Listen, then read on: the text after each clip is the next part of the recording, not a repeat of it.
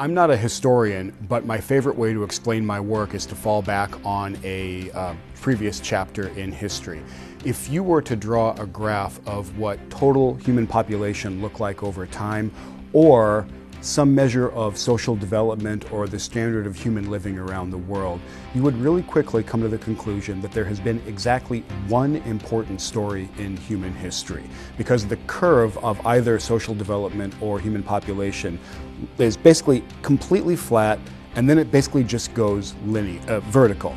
And the point at which it goes vertical is really easy to identify. It's right around the Industrial Revolution. So this technical development, this bundle of technical developments based around the steam engine basically really accelerated the course of human history. And a really shorthand way to think about that was that for the first time it allowed us to overcome the limitations of our muscles. Now, what's going on right now is we are using digital technologies to overcome the limitations of our individual minds to about the same degree as the Industrial Revolution let us do with our muscles. I think that's going to be a similarly important development for human history. I'm at the business school at MIT, I'm at Sloan, so I primarily study what technologies are doing to the business world. But as part of that, we also try to look more broadly at what technology is doing as it interacts with our companies, our economies, our societies, our individual lives around the world. My basic conclusion from all the work is an incredibly optimistic conclusion. Just like the Industrial Revolution led to this tremendous acceleration in human progress, I think the digital revolution is going to yield similar benefits for us. And we're already seeing some of it. We have ridiculous free resources available online as a result of the internet and the web, and as a result of the strange economics of digital goods, where it doesn't cost anything to make one more copy of a Wikipedia article, for example. As a result, things like Wikipedia and Google and Facebook and Twitter and a lot of these resources appear free to us in economic terms. Now, I realize that some of these companies are supported by ad revenue, so they're not completely free in the same sense that Wikipedia is, but an economist would look at this and say, no money is leaving your pocket, therefore these goods are free. This is fantastic. These are really powerful tools. When we look at the online world in aggregate, it is easily the largest collection of information that's ever existed in human history. It's incredibly dynamic. Most of it is available for free to anyone with a connected device and a little bit of bandwidth anywhere in the world. I can't see this as anything except an extraordinarily positive development, and I'm kind of blown away by the fact that Warren Buffett, for example, can buy more Google stock than I can, or an unemployed person can.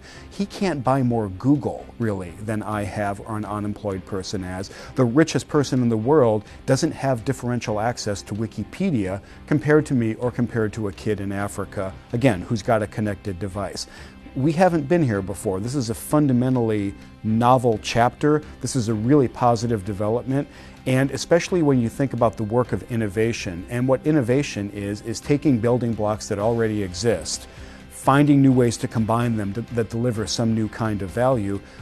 What we have with our digital tools these days is an unprecedented collection of building blocks, and a greater number of building blocks than ever before, and an incredibly powerful set of tools and techniques for combining them. So whether you're a scholar of innovation or whether you're a scholar of development, I think you have to be incredibly optimistic about this chapter that we're in the middle of now, and really hopeful for the future.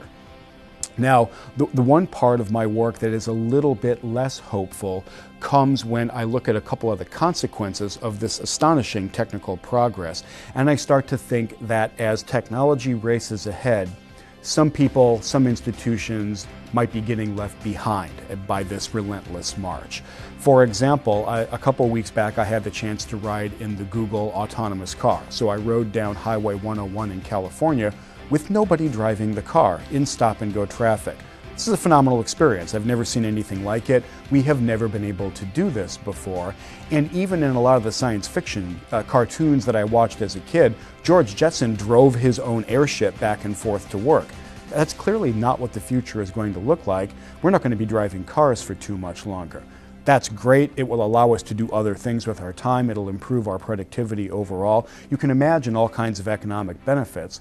At the same time, though, there are about 3.5 million people who make their living in America right now driving trucks. I watched Watson beat the two best human Jeopardy players of all time last year. Wasn't even close. Watson crushed them.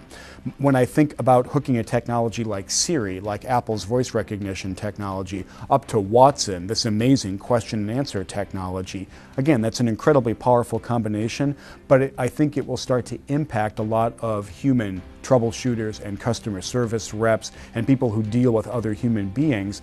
Those jobs are going to be affected by these kinds of amazing new technologies. So again, as technology races ahead, the challenge that we're going to face is that there's a potential to leave a lot of people behind, people who would like to offer their skills and talents to the workforce, but maybe the workforce has reduced demand, especially if they don't have really sharply differentiated skills. So I do want to stress this technical progress that we're seeing is overall fantastic news for an economy. I have trouble thinking of anything better that could be happening, but there is no economic law that says that technical progress has to leave everybody better off.